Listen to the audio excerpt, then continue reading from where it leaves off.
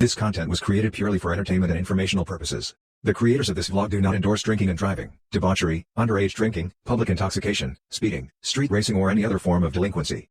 I'm just a guy, with a drink, talking about cars. Please don't take this too seriously.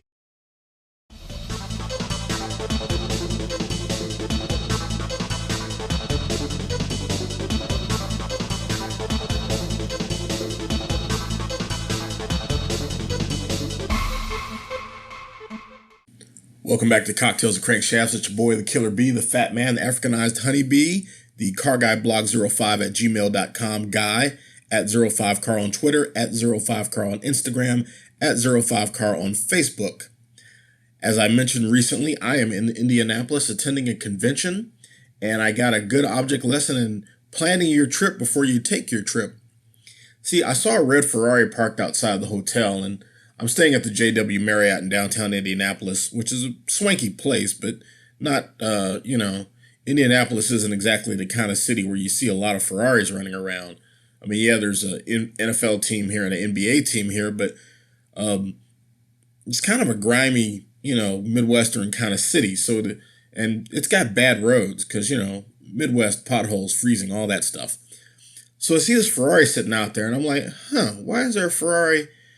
And then this morning I got up and was going to leave the hotel for breakfast because, COVID, the hotel kind of has limited services right now.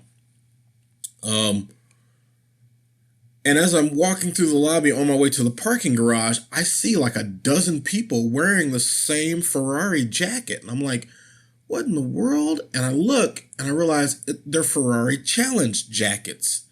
And I was like, oh. And so I checked my phone, and sure enough, this is a Ferrari Challenge weekend at the Indianapolis Motor Speedway.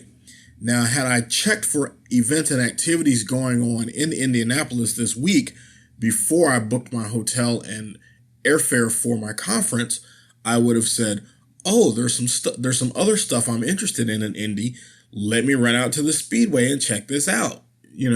I would have given myself some extra time to be able to go do that. And instead, it's like, oh, but I've got meetings I got to be in today, and I'm not going to be able to go to the track. So, reminder to myself to keep an eye on schedules and plan things accordingly, just like I booked my airfare and hotel without regards to the conference schedule and missed a day of stuff I should have been attending, which was the day I flew up here. So, I'm a nerd, I'm a geek, and I'm a planner, and I know better, but because I was busy with other things this spring, I didn't take the time to properly plan my trip to Indianapolis. That's on me because, as I said before, I still want to play golf at the golf course out there. I definitely would love to watch a road race at the Indy Motor Speedway. I'm not so big on the 500 other than to say I've been to the 500, but I would sit and watch a road race, especially something like a Ferrari Challenge where it's basically going to be a sprint race. But that said, I am enjoying my time here, and I know I'll be back because it's not that far to fly. And honestly, from where I live now, I can drive here in about 10 hours. I've done it before. These days, I'd probably take an airplane, but I know I can make it in a clean day's drive, no problem. The worst part of it is getting over the mountains. Once you get to like Huntington, the rest of that's pretty easy. But anyway, I'm gonna drop now.